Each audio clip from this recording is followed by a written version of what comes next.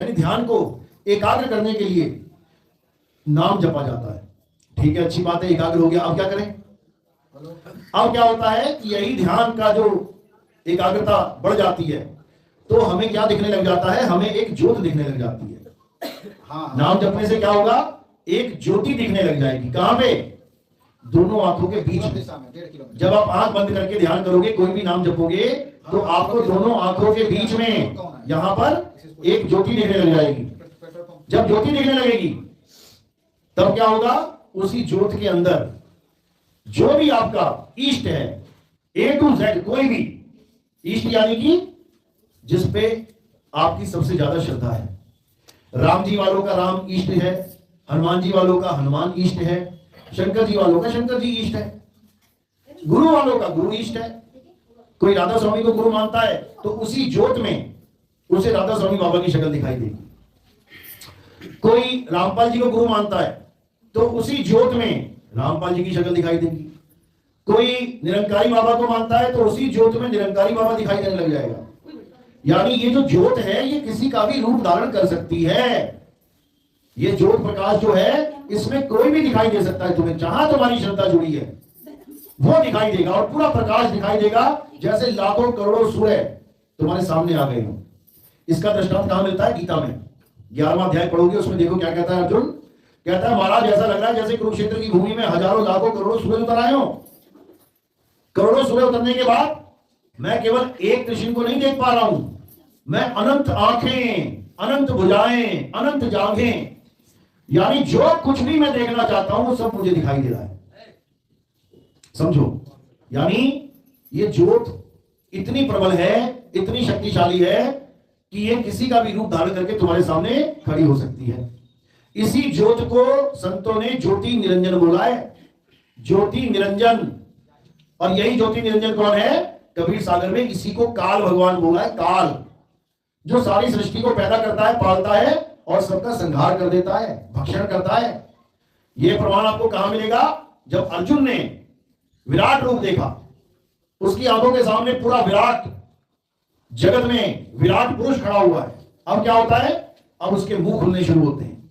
जब उसके मुंह खुलते हैं तो अर्जुन क्या देखता है कि संसार के सारे जीव उसके मुंह में प्रवेश कर रहे हैं। वो मुंह खुले बैठा है और सब उसके मुंह में जा रहे हैं, सबका आहार कर रहे हैं। वो यहां तक बता दिया कि मुझे आपके जबड़ों में कुछ लोग तो लटके हुए दिखाई दे रहे हैं, जिनके सिर खून से लथपथ हैं। आप उनके सिरों को चूरा बना रहे हो, चूर्णित कर रहे हो। खून से लथपथ शरीरों को आप जीव निकाल के चाट रहे हो। ये भी लिखा है उसमें, लेकिन तुम्हें कोई नहीं बताएगा, क्योंकि ये वाला रूप कोई नहीं बताना चाहता, क्योंकि ये काल रूप है। अध्याय 11 32वां श्लोक, जब पूछा गया कि आप कौन हैं, ये उग्र रूप वाले आप कौन हैं, तब ये नहीं बोला गया कि मैं परमात्मा हूं। तब क्या बोला? कि मैं समस्त लोगों का नाश करने वाला महाकाल हूं, मैं ही काल हूं। और भाई तुम ही काल हो, में भगवान कौन है? जब तुम काल हो तो परमात्मा कौन है? इसका जवाब किसी के पास नहीं है। इसलिए मारने वाले को ही बचाने वाला मान लिया। कहते हैं ना, मारने वाला है भगवान, बचाने वाला है भगवान। बताओ, तुम्हें कोई मारे, तुम्हें गोली मारने वाला कोई आ गया तो तुम्हें बचाएगा भी वही क्या? तुम्हें तो गोली मार रहा है, बचाएगा कैसे? बचाने वाला मारने वाले से बड़ा होता है। तुम्हें कोई मारने आया है तो तुम्हें दूसरा आदमी आएगा बचाने। मारने वाला कभी बचाने वाला नहीं होता, समझ लो। लेकिन हमें अज्ञानता में उल्टा पाठ पढ़ा दिया गया कि मारने वाला ही बचाने वाला है। कबीर साहब समझा रहे हैं, जो रक्षक उसे छीन ना पाई और जो भक्षक कहां ध्यान लगाई। जो भक्षक है, जो तुम्हें दिखा दिखा के खा रहा है, अर्जुन के सामने दिखा दिखा के तो खाया जा रहा है। और अर्जुन कह रहा है कि हे प्रभु, केवल सत्य के साथ खड़े होने वाले नहीं, केवल धार्मिक पुरुष नहीं, केवल अधर्मी नहीं, समस्त लोगों को आप खा रहे हो। यानी अधर्मी भी गया उन्हीं के मुंह में और धर्मी भी गया उनके मुंह में, यानी कि किसी को भी नहीं बख्शा जा रहा है। तो जब तक ये अवस्था रहेगी तब तक किसी का कल्याण होने वाला नहीं है। तो क्या करना है? आसार को त्याग देना है, और सार को पकड़ लेना है। इसीलिए बोला सोई गुरु पूरा कहावे, जो दो अक्षर का भेद बतावे, एक छुड़ावे एक लखावे, तब प्राणी निज घर को जावे। यानी कि गुरु वो होता है जो सार और असार तत्व का भेद बता दे, असार को छुड़वा दे और सार को लखा दे। तो असार क्या है? काल और काल की सृष्टि असार है। और सार क्या है? अकाल, यानी काल से परे। और सत्य ही सार है, सत्य ही अकाल है। इसलिए बोला सत्य श्री अकाल, सत्य ही अकाल है। लेकिन लोगों को समझ में नहीं आता, इसलिए काल की पूजा में लग जाते हैं। और काल केवल उसको मत मान लेना कि जो कुरुक्षेत्र में खड़ा है और सबको खा रहा है, कि तुम केवल उसको काल मान लो। घर घर में काल छुपा हुआ है, घर घर में काल बैठा हुआ है। चूहे का काल कौन है? बिल्ली। बिल्ली का काल कौन है? कुत्ता। कुत्ते का काल कौन है? बाघ। बाघ का काल कौन है? बब्बर शेर। सब किसी ना किसी के काल बने बैठे हैं। और केवल यही नहीं, जितने भी शरीर इस संसार में हैं, चाहे कोई नर, चाहे कोई नारी, चाहे कोई कीट, चाहे कोई पतंगा, ये सब काल का ही रूप है।